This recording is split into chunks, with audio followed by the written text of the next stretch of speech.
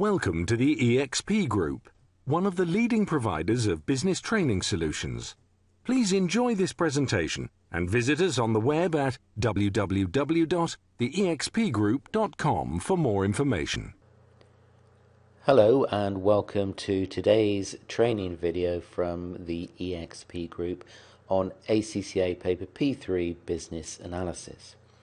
Now, what we're going to be looking at today, we're carrying on within the analysis stage of the rational model and looking at a model that was designed by Porter, by Mr. Porter, Michael Porter. We've already heard of Michael Porter, Porter's Diamond, Porter's Five Forces.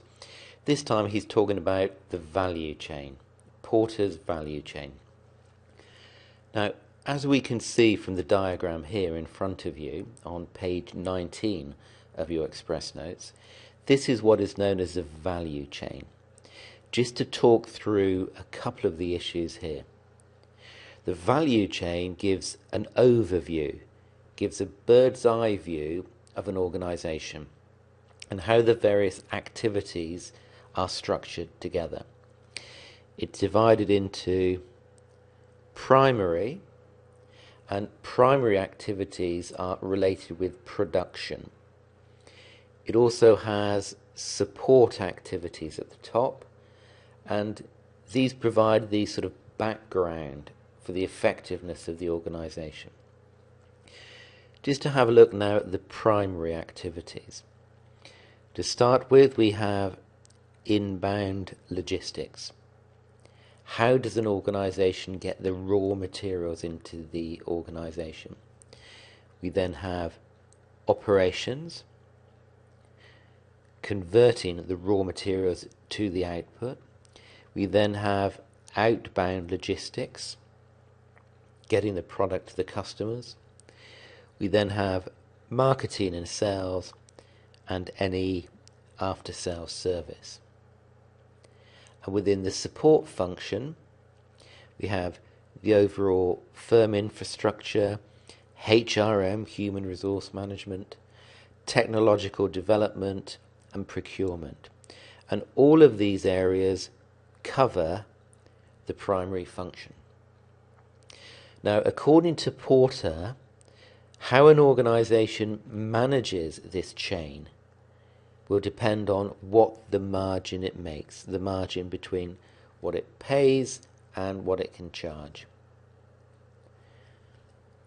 Okay, let's just think of a couple of examples looking at the primary areas to start with, the primary activities.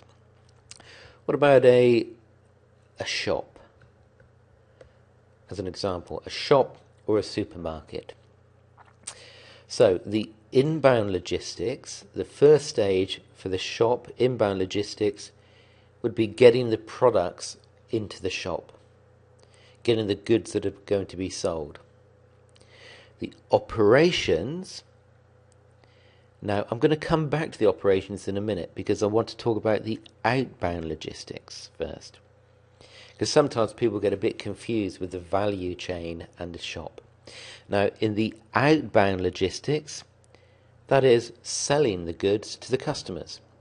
So when you or I go into a shop, we buy something, that is outbound logistics from the shop. So, what do we mean by operations? What are the operations?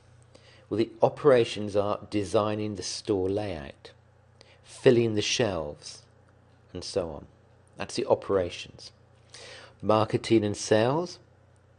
Now that's going to vary on a case-by-case basis, with some of the larger supermarket chains, for example, spending a lot of money on marketing and sales, to the smaller corner shop type of shops maybe spending a limited amount on marketing and sales.